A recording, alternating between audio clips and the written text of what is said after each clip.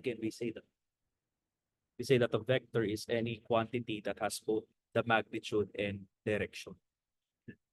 So, and nakita rin natin that a vector can be represented by an arrow with a tail and arrowhead, and the length of the arrow represents the magnitude. Okay? And the arrowhead represents the direction. Okay? And we represent vector, let's say vector A. Okay?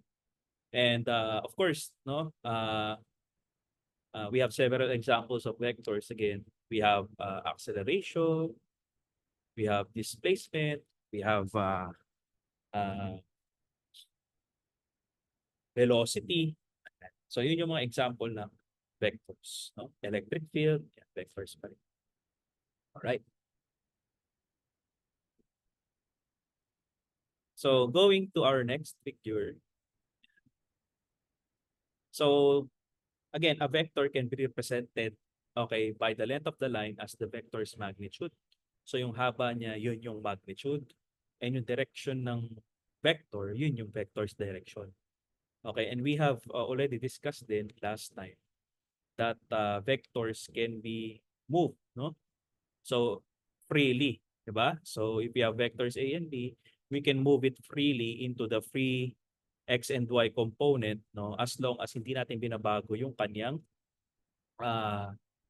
direction at yung haba ng magnitude niya. And in fact, if we want to get the vector A plus vector B, ang ginagawa natin, okay, so we connect, okay, the tail of one vector to the arrowhead of one vector. Okay, so ganun yung ginagawa natin, di ba? So let's say ito yung A plus B. And yung resultant or yung tinatawag na sum ng dalawang vector na yon is what we call the resultant vector. Okay, the resultant vector is the sum of the vectors. Okay? So yun yung resultant vector na tinatawag. So whenever we add vectors, okay, nagkakaroon tayo ng resultant vectors. And the resultant vector is basically drawn from the very first tail hanggang sa pinaka-arrowhead ng vector natin. Pinaka-last arrowhead ng vector natin. So ganyan yan. So pag nag-add tayo ng, for example, ng dalawang vectors or tatlo, magduduktong-duktongin lang natin yun. And then from the very first initial tail, okay, up to the last arrowhead ng vector natin, magdodraw tayo ng another vector and we call it resultant vector. Right? We are 40, wala pa akong teams, mamaya magpapaayos pa lang ako, guys. So hopefully mamaya maayos na para makapag na ako. MS Teams na tayo. Right? So again, we can add two vectors graphically, okay, using these tools that we have, no? So we have by placing head to tail, yun nga yung sinabi ko kanina. Ito yung ginagawa natin. We can also adding them in reverse order, still gives the same answer. So pwede mong unahin yung B at pwede mong isunod yung A, it will still give you the same vector results. Okay, we can also add them by constructing a parallelogram. So kagaya ng ginawa dito, may parallelogram, we have A, we have B, and the vector C is the resultant of A and B. So kasi ang parallelogram, the same lang din. Kapag minove mo to dito, okay, it's as if that you are adding it by head to tail. Okay? So kasi pwede mong i-move anywhere. So mamumove mo tong vector na to dito sa kabila and ganun pa rin yung magiging resultant mo or letter C. Likewise, kapag yung B naman yung minove mo dito sa taas, ganun din. Same lang din ang resultant. Okay? If we wish to get the negative ng isang vector, okay, if we wish to get the negative ng isang vector, simply, for example, meron tayong isang vector A. If you want to get negative of that vector, the negative here indicates opposite direction. Right? So pag nakuha mo yung negative A, ito yung magiging vector ko for the negative A. Kung meron kang vector A na papunta sa right at 0 degrees, no, sa ating x coordinate, diba? So for example, pag kumuha ka ng vector negative A, that would be on the other side of the direction of the vector. Okay? Of the x-axis. So papunta na siya ng left. So yun yung ibig sabihin ng negative of a vector. You are just getting the opposite direction of that vector. Paano sir kung ang direction niya is pa ganito? Okay? Okay, okay lang. Kung kukunin mo yung negative b niya, nandito naman siya. Okay? So, different direction. Okay? So, likewise, kapag meron kang vector C dito, sa taas, gusto mo kunin yung negative C, pababa ka naman. Negative C. Okay? Along the X and Y component. Okay? Press 0 kung ni-gets yun. Press 0.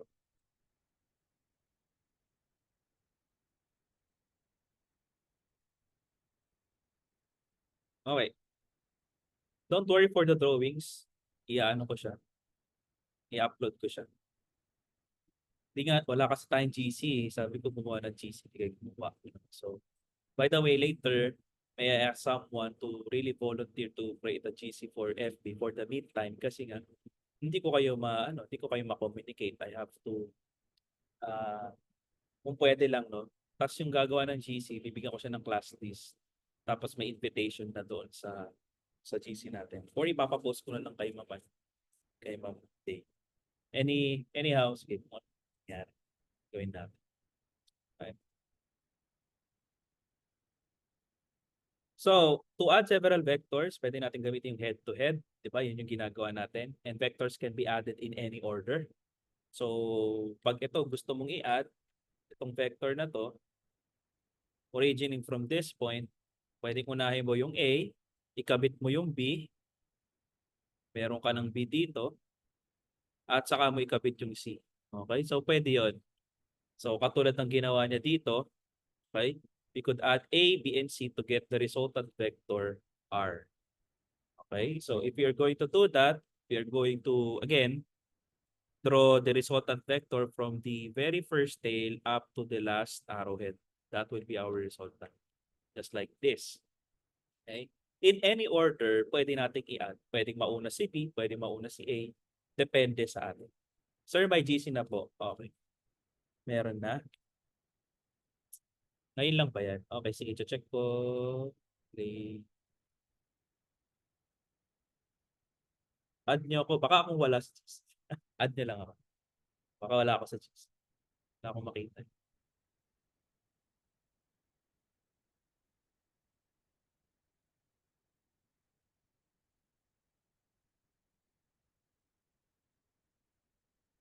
Right? So the negative of vector is defined as the vector that when added to the original vector gets or gives a resultant of 0. So yun yung sinasabi ko kanina that if we need to get the negative of certain vector, okay, is we just simply negate. And the negation talks about the direction. Okay, opposite direction. Okay, opposite yan. The negative means the opposite. So that if we have a vector A at i-add mo siya sa sarili niyang negative na vector, okay, the resultant would be 0. Okay, parang ganito lang yan eh. 1 yung positive vector mo, tapos ninegate mo yung negative, yung 1. So magiging 0 talaga siya. Okay, ganun din sa vectors. So if you have a vector A here na paganyan and you have the negative of vector A here na paganito, if you had these two, this would simply result to 0. Tama. Okay? Clear yun, no? Clear so far. The negative of the vector will have the same, ano daw? Magnitude. That's another thing. You will have the same magnitude, but they will point in the opposite direction. Okay? Kasi pwede mong gawin talaga yon. Okay? In vector analysis. No? So bakit importante ito? Kasi the things that we will be dealing with such as velocity, such as forces, such as displacements, no, na na-experience ng isang bagay ay i-compute natin kung naka-vector form siya. Diba? So kaya kailangan alam natin yung mga properties ng vectors.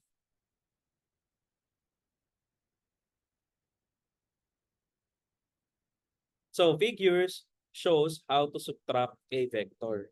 Actually, wala talagang subtraction ng vector. Okay, walang subtraction ng vector. So, ang ginagawa dito to subtract the vector, ang ginagawa is ginagawang A minus B, di ba?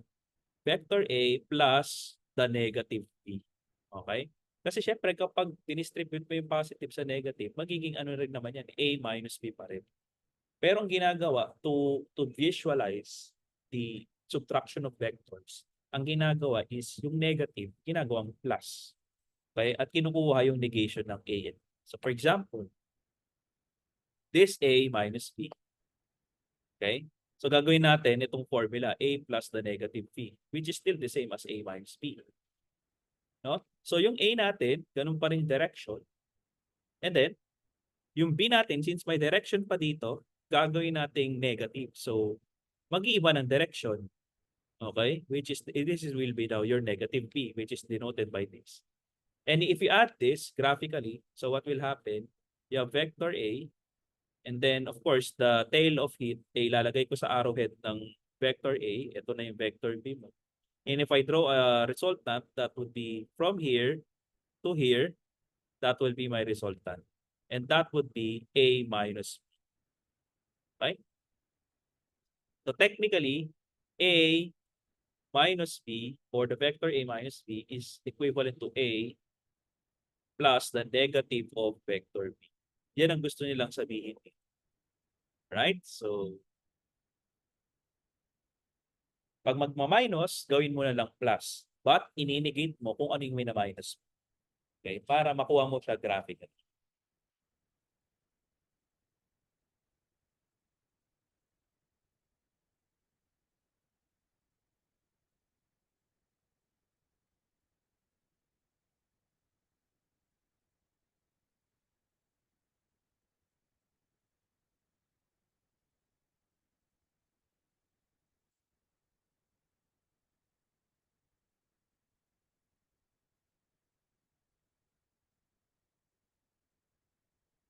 Ayan, nakita ko na yung GC. Ako lang pala yung binaan.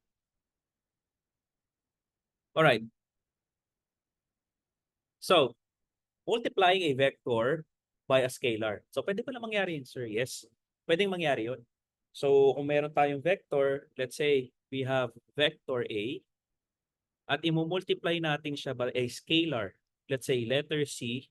Okay, C is the scalar quantity. Pag sinabi natin scalar, pwedeng 1, pwedeng 2, pwedeng 3, pwedeng negative 2, negative 3, pwedeng negative 1/2, pwedeng 3/4. No? So, in any number of C. Okay? Except lang sa imaginary, syempre di pwede. No? But an integer. Okay? So, ibig sabihin, if meron tayong vector A na to, at gusto nating i-multiply yung vector A na to with a scalar which is 2, what will happen is dodoble yung magnitude niya, pero same pa rin yung direction. Okay? Wait lang yun.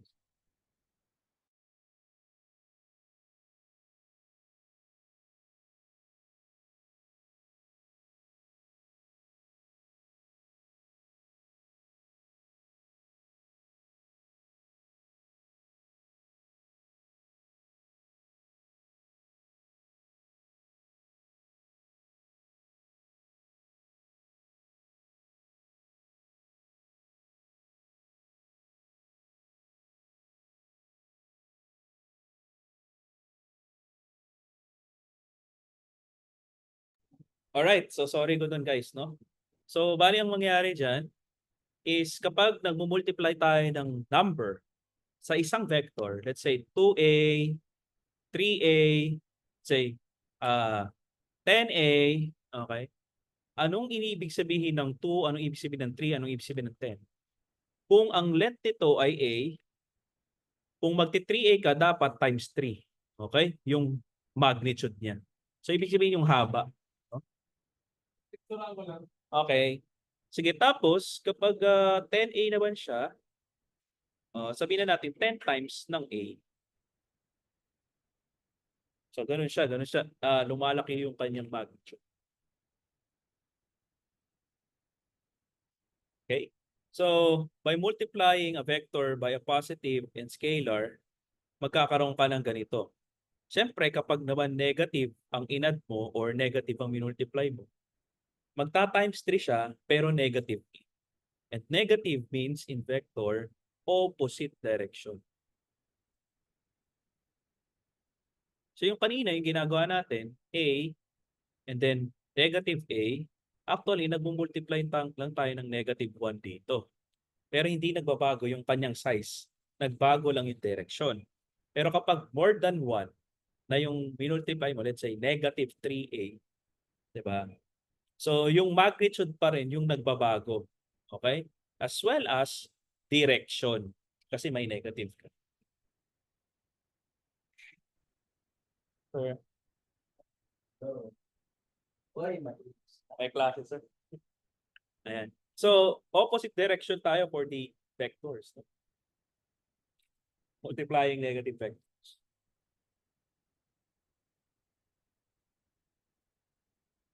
Press 0 kung okay naman.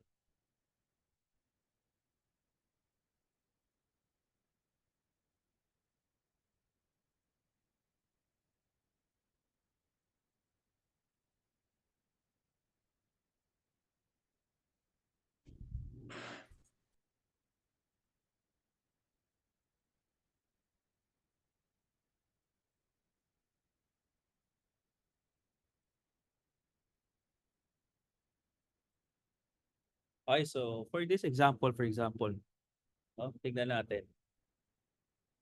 So meron tayong problem dito wherein we can see that we have a starting point here. Okay? And yung tao, for example, tao yan or nag-bike siya. From this starting point to this point, he traveled 1 kilometer. Okay? And then from this point, he traveled east for 2 kilometers.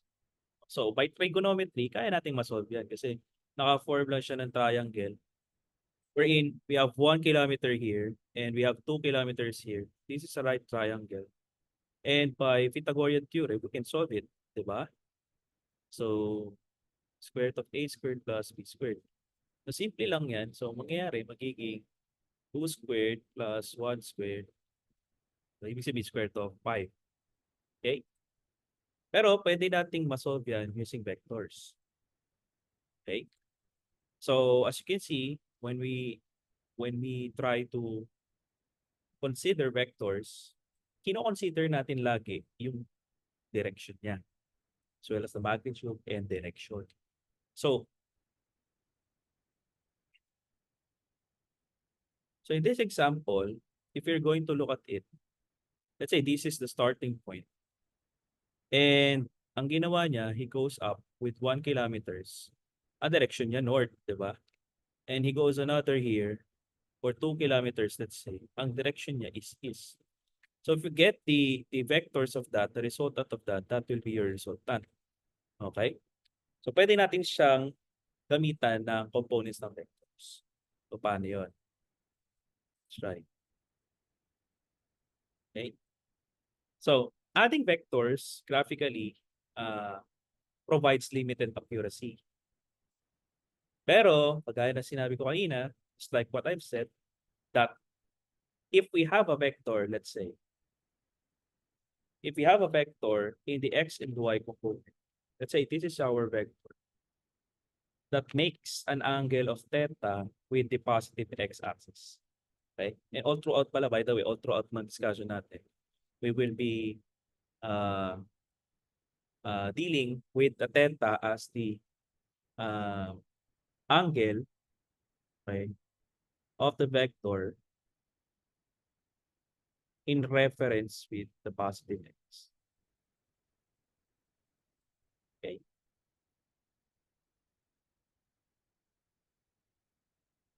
So kaya, kung itong vector na to guys, yung vector A, along x and y, kung evaluate natin siya, di ba hindi siya purely x? Itong vector na. Di ba hindi siya purely x, hindi rin siya purely y. Okay, correct ba? So somehow, meron siyang component ng x, meron siyang component din ng y. Bakit? Eh kasi nakaslot siya eh. With reference vector siya dito sa ating x. So, ang tawag doon kapag kinonvert natin itong vector na to into its x component and y components, no, ang tawag doon, these are the components of vectors A. So, wherein, sinabi niya dito, for example, dito sa ating figure, ito rin yung vector A na dinrawing ko. Okay?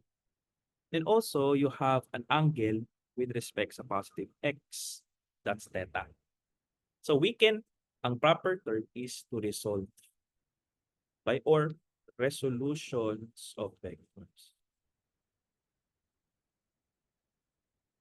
We can resolve the given vector into its x component and into its y component. Kaya meron ditong vector ax and meron din ditong vector ay. So ito yung vector ay, ito yung vector ax, which means this is, yung ax is the component vector in x. And of course, yung y naman natin, component vector in. So paano ba, sir, nakukuha yun? Diba? So paano natin makukuha yung formula ng component vector ng A pati component vector ng Y? So 'di ba, class? Sabi ko sa inyo, save ko muna to. Sabi ko sa inyo, we can move any vectors as long as we don't change the direction and of course the magnitude, no? So kung graphically I can move this vector here. Ito i-move ko tong vector dito and I label this, of course, vector AY pa rin yan. Di ba parang nakabuo ka ng triangle? Ito yung A, ito yung AX, ito na yung AY. So nakabuo ka ng triangle. Halos. So ito yung vector A, ito yung vector AY, ito yung vector AX. So may theta ka dyan. So ngayon, if you're going to get the cosine function or the sine theta or cosine theta din, pasabi, right triangle yan. Maka-form ka ng right triangle dyan eh. Okay. So, pwede kang gumamit ng yan. So, katawa. So, if you get the sine function, sabi ng sine function, opposite over hypotenuse. So, you have the opposite, you have the vector component AY, the opposite, and the hypotenuse is A. Okay, so in short, sine theta equals vector component in Y of A and vector A. Okay? So to get the vector component in Y, simply we have vector A sine theta. So kinross multiply ko lang. So ito yung formula. To get any Y vector of component vector of A, okay, with respect to Y, we just simply have to have A sine theta. Whatever the value of the vector A sine theta components, no? And at the same time, if we have cosine, your cosine theta would be adjacent hypotenuse. Adjacent side here would be AX. So magiging AX all over A. So i-drop na natin yung vector sign muna, no? Kasi components naman kinukuha natin. So you have A cosine theta AX. So kaya magiging AX or the component in the X direction is A cosine theta. Okay? So kaya nakuha natin yung formula na yan. Diyan yan nakuha yun. Okay? By this triangle. So again, whenever we have, let's say, vector A, if we're going to resolve this into components, so we have vector A, AX cosine theta, the theta is the angle between the vector A and the positive X, and your Y component, AY, would be A sine theta. Right? So, yan yung mga ano natin, mga formulas natin na kailangan natin. So that we can resolve the vectors into its x and y components. So as you can see, okay, from the formula itself, let's say ax cosine theta. Okay. So if my angle here is 90 degrees, now for example, or if my angle here is 0, let's say 0 pala. Okay. So I have a value of ax cosine of 0, and the cosine 0 is 1. If you try it in your calculator, naka-degree mode. So cosine of 0 is 1. So you have an ax. So ibig sabihin lang nito guys, pakimit lang. Hindi na kami.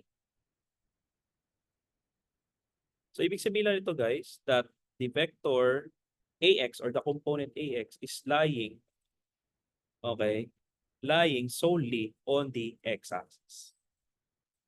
Right? Slides. So ganun din naman sa y guys. So pag ginawa mo yung ay sin theta, if the angle is 90 degrees, kasi 90 degrees na to eh.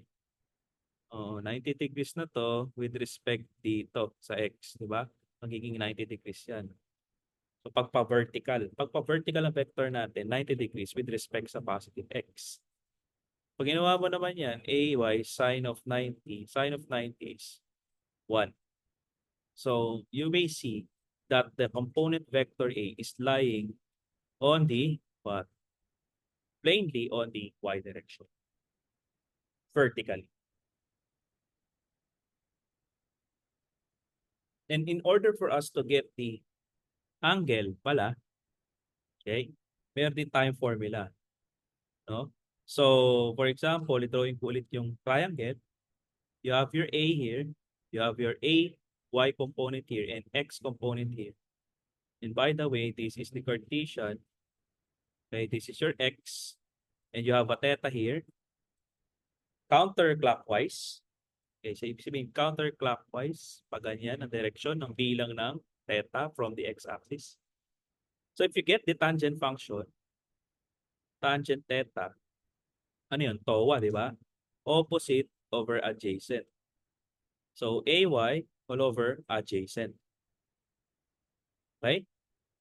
So ngayon, pag tinranspose ko itong tangent, what will happen to get the angle? Magiging arctan yan ng AY all over AX. So that's how you get the angle, okay, of that vector with respect to the positive x, okay, given the components AY and AX.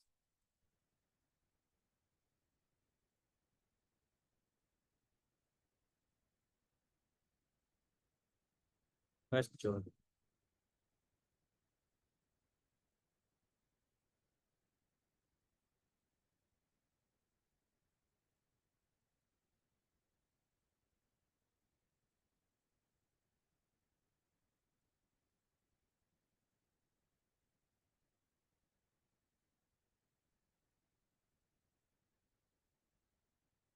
Na naman. Type 1, wala namang question.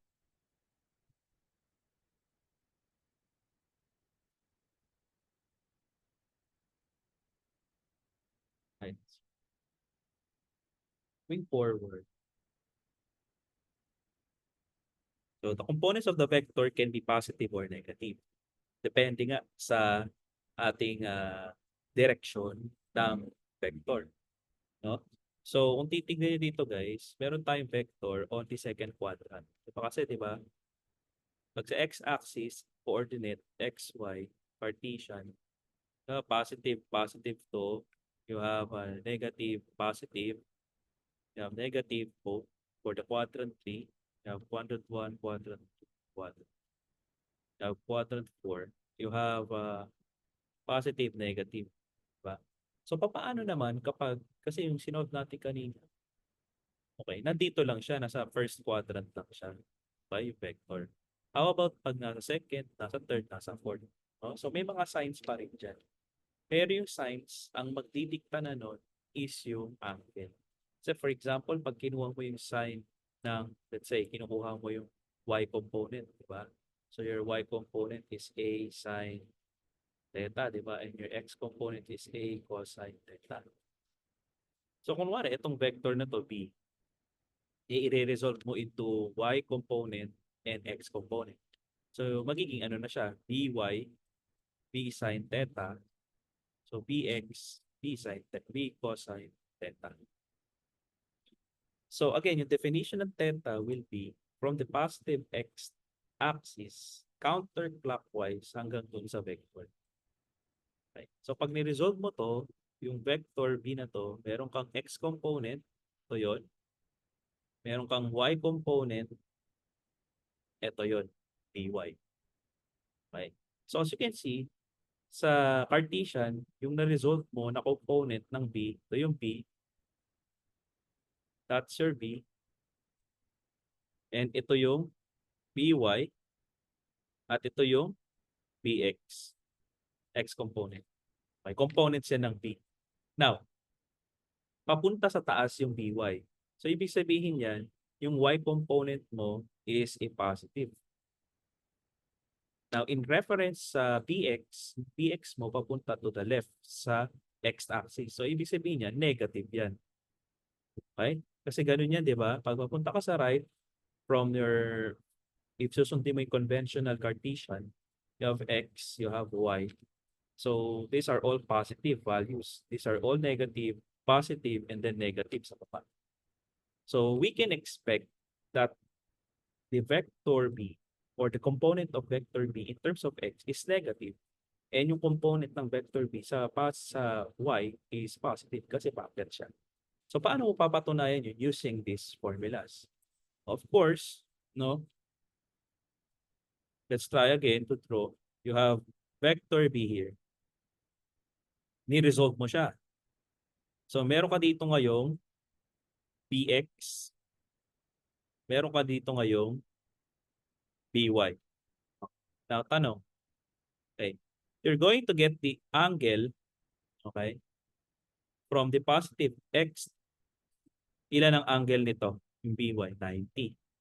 So, syempre, kukunin mo yung angle from the positive x-axis down to the bx. And that is 180.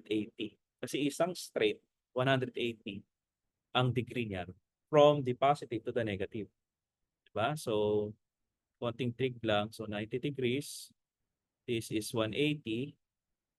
So, another, pag dito ka na, 270. Pag inikot mo pa, 360. Okay?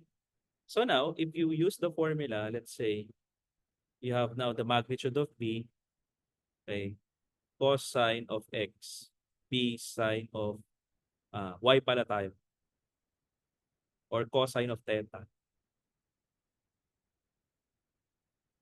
Theta pala, bx. So you have b cosine of theta, you have b sine of theta. This is for bx and by. Okay.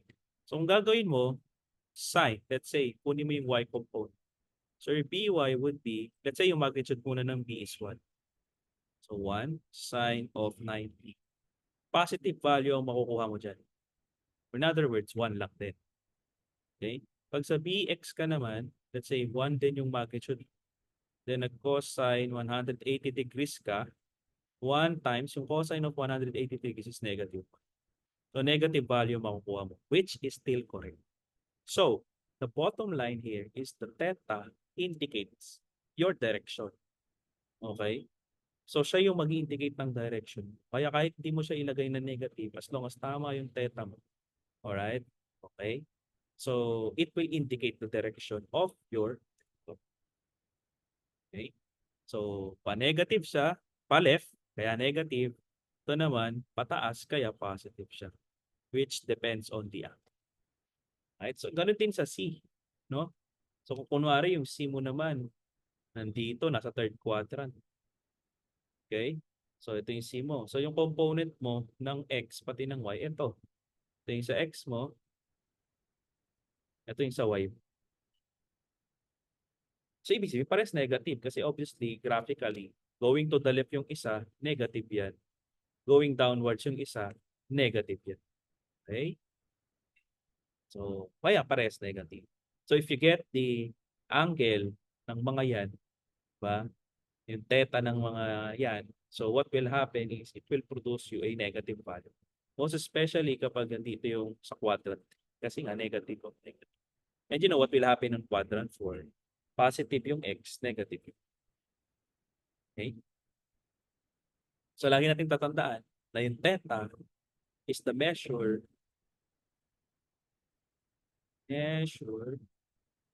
of angle from the positive x-axis. Okay? Counter clockwise direction.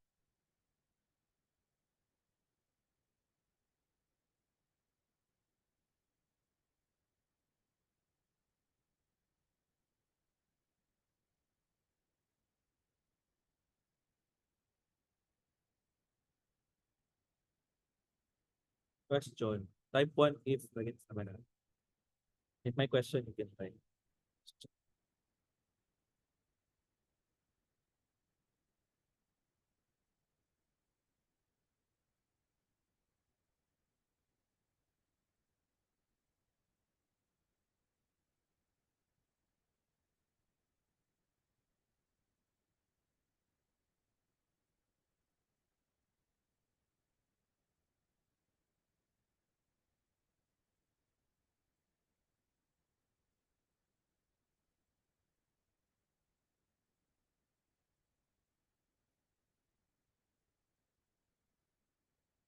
Alright, I think wala nang question. Just erase. Same what happens here for A and B. Finding the components. So as you can see, guys, if the vector D is in this direction, okay, yung vector x niya along x nandito, component x at yung component y nandito. Okay, so the same with this vector E. Still, this will be your x, this will be your y, nakatilt lang siya ng konti. So magkakaroon ka pa rin ng vector dito at ng vector dito. So you can see, beta na ginamit dito. No? So actually, sa ibang references, pwede namang iba-iba yung angle. But ang standard natin, pwede natin with reference to positive x. So that di na tayo mag-worry ng direction. Or kung negative pa siya or positive. Okay? So pwede mong gamitin ito. Okay? Pero make sure na kung nakalagay dyan, 53 degrees yan. Pero make sure lang na alam mo yung ibig sabihin ng 53 degrees. That is the angle between this y and this vector e. Hindi yan yung theta na tinatawag. Okay? And kung ginamit mo to, dapat alam mo yung direction niya. Okay? Kung pataas ba siya or pa left or pa right, no? Para ma-indicate mo yung tamang sign. Okay?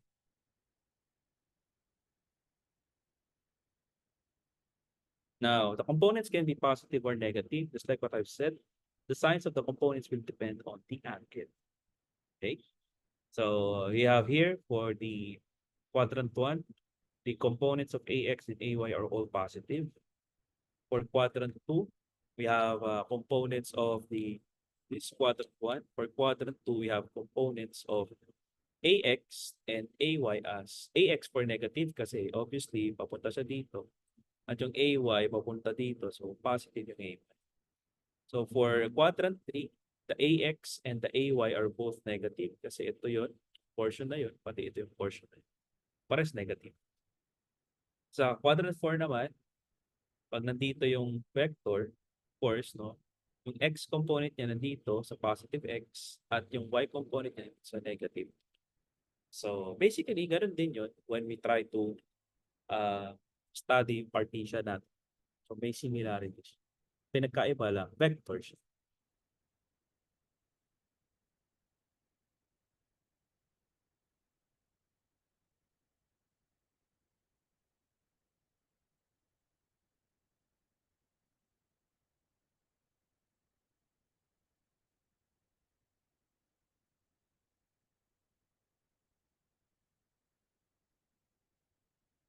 So, paano natin kukunin yung resultant ng ating vectors?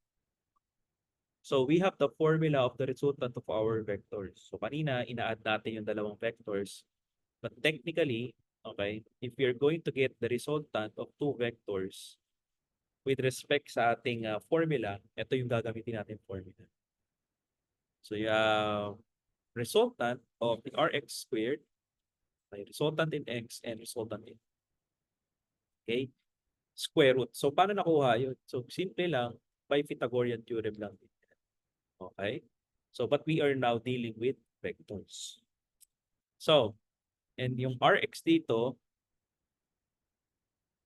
is the components along X pinagsama, no? So kasi yung resultant Rx dito is ibig sabihin, okay, total vectors along X. And for Ry, we have the total vectors of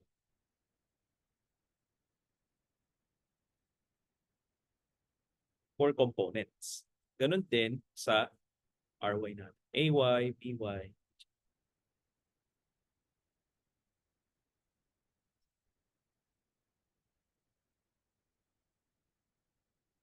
And syempre, yung angle will still be arctan of Ry. So as soon as we solve problems, mas ma-appreciate natin siya. But kindly take note of these formulas so that later pwede natin siya magamit on our problems.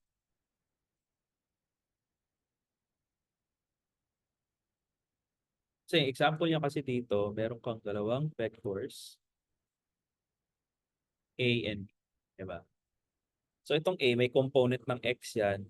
Yung B, may component ng X yan. AX and BX. So kailangan i-add mo muna yan to get the total component in X. Ngayon yung A, meron ting Y yan. Diba? Ito naman yan, yung Y, AY. Yung B, meron din. That's BY. No? So kailangan kunin mo yung total nila, i-add mo to get the resultant in Y. Tapos yung pinaka-resultant, okay, ng vector na yun is using this formula. Okay, so ganun po siya.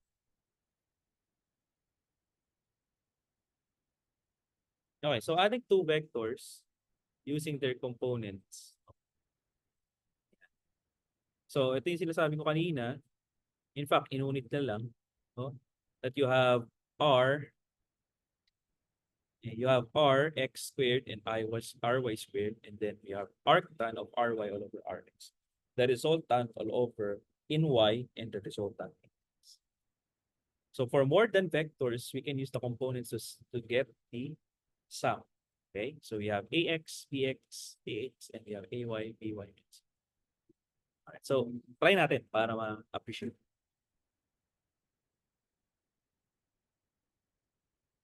As for example, no? Find the resultant R of this vector. So alam natin na meron tayong vector A. At yung vector A na yon ay ito yon. Sige, i-linyahan ko na lang. So ito yung vector A na yon. After nun guys, may vector B pa. Yung vector B, pumunta naman siya dito. Okay? And after nun, meron pang vector C. Pumunta naman siya dito, pababa lang. That's your vector A, yes. So ang hinahanap, what is the resultant together with the angle of the resultant? So doon natin makukuha or doon natin magagamit formula na. Okay? So first, we have to write the solution. So to get the vector R or the magnitude of the vector R, diba? So meron pang Rx, okay, squared plus Ry squared. Then you have arctan of the resultant in terms of X all over resultant in B. And meron pang vectors A, B, and C. And kukunin natin lahat ng components ng vectors A, B, and C na yan. So yung A natin, merong X component. May X component yan, no? AX. Ganun din yung A natin, may Y component. Diba? Kasi itong AY is not lying, okay, straightly in X nor Y. So i-resolve natin yung ganun din si B. Si C, hindi mo kailangan i-resolve. Bakit? Si C, pababa lang siya. diretso. Okay? Walang angle with respect to any of the positive x. Diretso lang siya pababa. So, ibig sabihin, wala siyang x component kasi diretso siya pababa.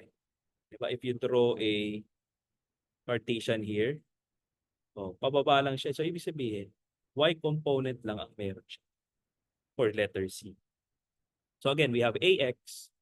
Okay? We have ay for A. We have bx and we have by for B. So, ito naman yung B natin.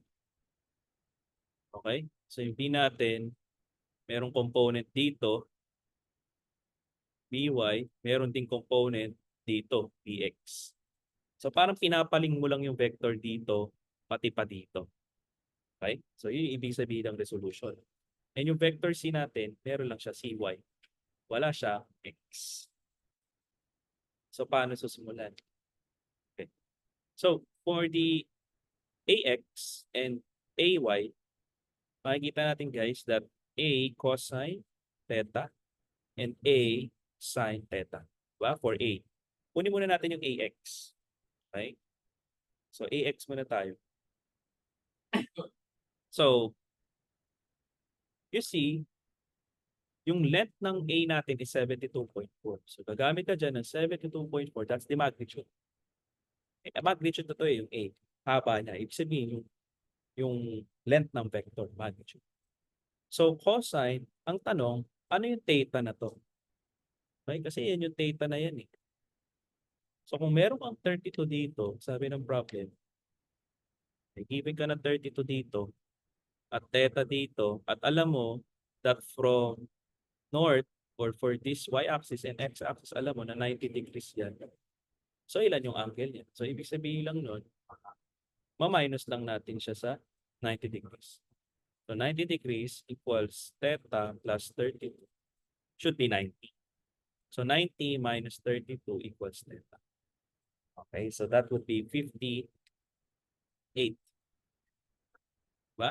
58 degrees. So, yung angle na to, with respect sa x-axis, 58.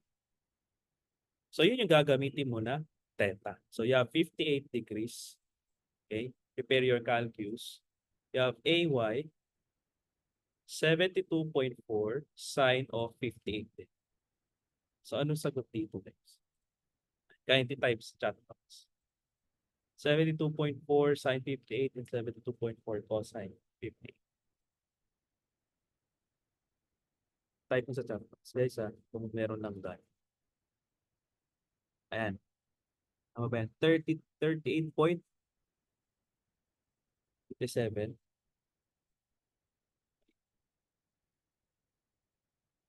38.37 saan yan? Sa x, no? Let's see, x. 38. Na-compute nyo, ha? I-compute nyo sa 38.37. Okay? And ito, sa y, tignan natin dito, meron sa next din. 61. Correct ba yun? 60.48. 61.48. Correct? Press 1. Tama yan. 40 lang ba? 40. 40 lang. So, 40.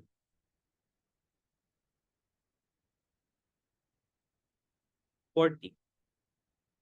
So, nakuha na natin yung x component ng A, pati y component ng A. Now, punta naman tayo sa B. Ganun din siya. So, magiging B cosine theta and B y B sine theta. Ang problem, yung B, binigay na yung magnitude, 57.3. Okay? Ang problem lang sa B, kung ito-draw natin, di ba? Ito yung B. Ito yung B. Okay? Yan yung B. So, ito yung, pag i-resolve ko siya, ito yung BX ko. Ito yung BY ko. Okay? And may angle na binigay. Angle na binigay class dito, okay, is 36. Hindi yan yung theta. Okay? Yan lang yung angle niya dito. From the x-axis to this vector, 36. Hindi yan yung gagamitin mo dito. Pwedeng yan ang gamitin mo, pero consider mo pa yung direction. So, diba? Pwedeng naman yan. So, yung B mo, let's say, 57.3 cosine. Wag na lang yan. Maging standard na lang tayo. Gamitin natin yung theta. Pati kayo malito. Kasi baka pag tinuro ko malito. So, ang mangyari dito, class, theta. Nasaan ang theta? Saan ang measure ng theta? Di ba from positive x to this? Okay? Or to the vector. So, yan yung theta. Ngayon, kung i-measure mo yung angle ng theta from the positive x, meron kang 36 dito. Ito yung 36. Dito yan eh. Ito yan hanggang dyan. Yan yung 36. Alam natin na ito hanggang dito, okay, ilan yan? 180. So ito hanggang dito, 180. May plus kang 36. So yung magiging angle mo is 180 plus 36. Okay, so ilan yan? Angle natin. 210. 260. Press 1 kung tama ka. 60. Okay. So yun ay gagamitin mo. So B cosine theta, cosine of 216 and 57.3 sine of 216. So ilan yung BX natin, ilan yung BY natin. Pakiyan. BX muna 57.3 cosine 216 and BY 57.3 sine 216.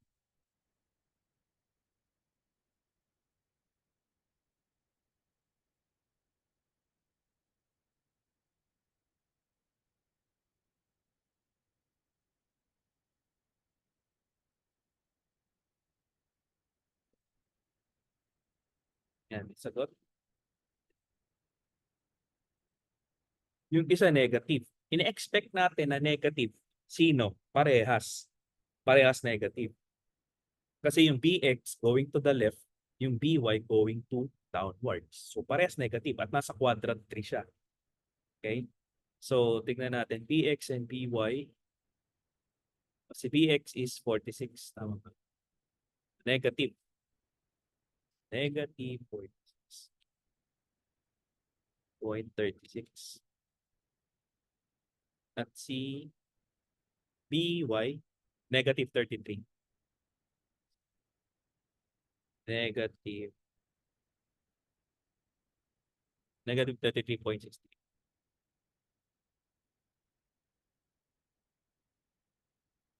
Alright. So nakuha na natin. BX, BY. Okay? Malapit na. How about CY or yung C? Sabi natin, yung C natin, kung i-drawing mo yung C, pababa lang eh. Diba? Pababa lang siyang ganun. Pababa lang siya. So wala siyang X component, Y component lang meron siya. Okay? So kung Y component lang meron siya, okay, yung C natin, ano siya? C sine of theta. Now, the problem is, what is the theta? The theta again is X from positive X. So the theta, kung nandito siya, vertically, ayan o, vertically lang siya. So naggawa ka ng axis dyan, pwede yan. So ma-determine mo, ilan yung theta niya? 270, tama? 270 yan. Kasi 90 dito, 90 dito, okay. 180 times 90 na naman dito, 270 na siya. So kung gagamitin mo yan, class, sa formula, ano ang magnitude niya? 17.8. 17.8 sine 270. Makukuha mong sagot, negative. So ano sagot? Tingnan natin. Negative 17.8. Negative 17.8. Okay? So, done na tayo in getting AX, AY, BX, BY, and CY. CX is 0. Okay? Kasi purely vertical siya. So, yung CX niya, 0. Kahit isolve mo pa siya, 17.8 cosine 270 will be 0. Okay? So, yan. So, anong next step? na gagawin. Hindi pa yan yung i-add mo lahat ng x, ax, bx, cx. I-add mo lahat ng y, okay? Ay, by, cy. Okay? And after nun, pupunin natin yung resultant. Okay? So, wala na akong pagsusulatan, guys. Save ko muna to. Then, delete ko lang. Sisend ko naman. So, ito na yon. So, kung i-add natin lahat, guys, ng Rx, di ba? Rx means, yung Rx mo means yung AX, BX, and CX. And yung, ilan ba yung AX? AX natin is 38.37. Yung BX natin is negative 46.36. Yung CX natin, 0. Kasi wala namang X component. Technically, para magiging 38.37 minus 46 lang to. Okay? So, ilan yun? Negative 8. That's your Rx. For Ry, lahat ng component ng y. So, you have by plus ay pala plus by plus cy. So, yung ay natin, 61.4. Yung by natin, negative 33.68. Yung cy natin, plus negative 17.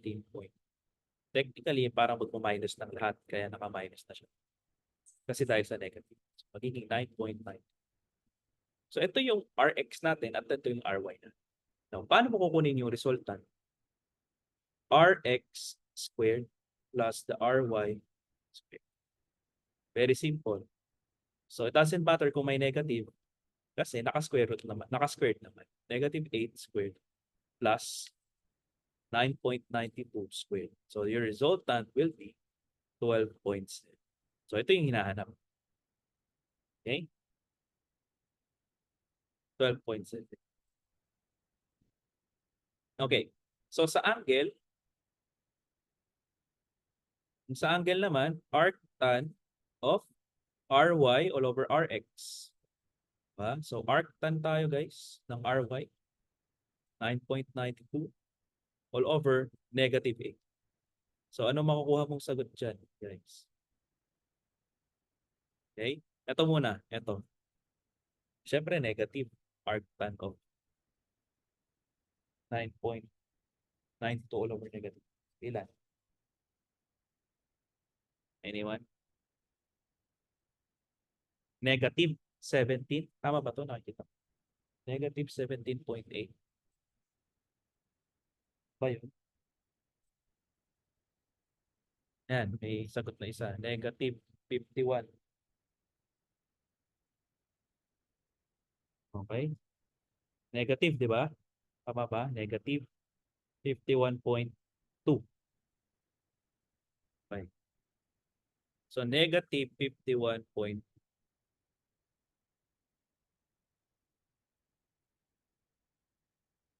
Negative 51.2.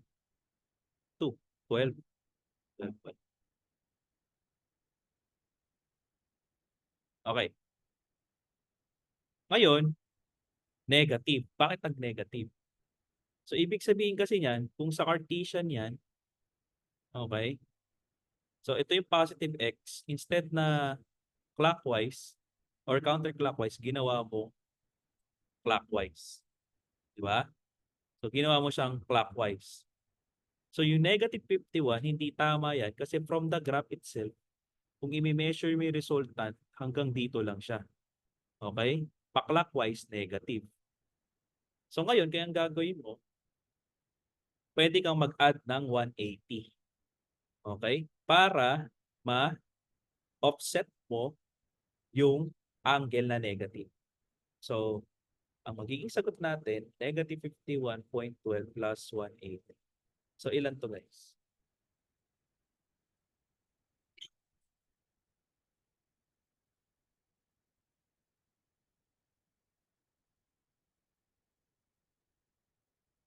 $128.80 degrees. Or pwedeng 120.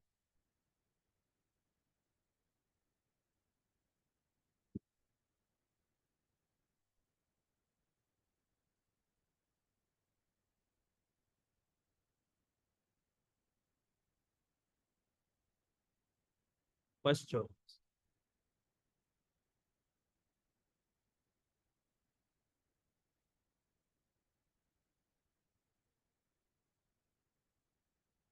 Which would make sense doon sa ating sagot na resultant. Kasi, titignan kung babalikan natin guys, magme-make sense yan.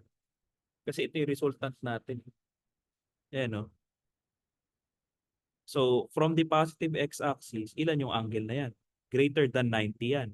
Diba? So, it must be between 180 and 90, which is, ang sagot natin nasa 128 or 129, which is the correct answer. Okay? Kasi kapag negative, ibig sabihin, nanditong portion siya. Nandito siya sa baba. Pa-clockwise siya. Which is, hindi yun yung tamang sagot. Nandito siya. Kaya nag-plus 180 tayo para makuha natin yung other side. Pa-flip.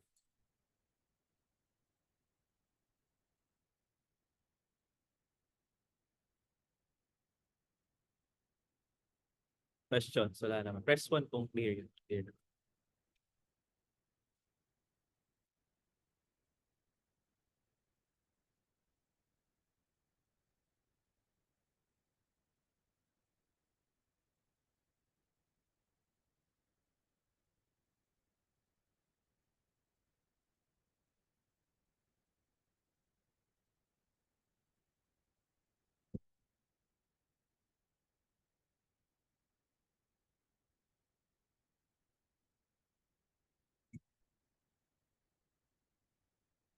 Walang question. Clear naman siya. So, ganun mag-resolve ng vectors. Ganun gamitin yung formula natin. So, again, recap lang. Kunin natin yung components ng lahat ng vectors with x and y. Pag nakuha na natin yun, i-add natin to get the resultant in x and in y. Then get the resultant using the formula ng resultant na square root of rx squared plus ry squared. Then get the direction. By the way, yung theta natin is the direction A of our vector with respect to the positive x-axis.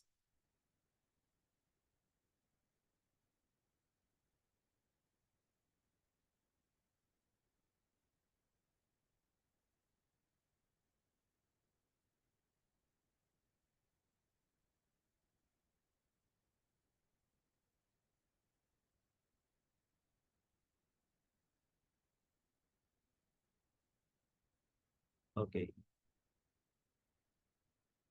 Ay, wala. Delete ko lang. So I think we'll be discussing this next meeting na lang or on our face-to-face. Okay, so far, do you have any questions? Wala naman. Tapusin natin siya on our face-to-face. Questions, clarifications.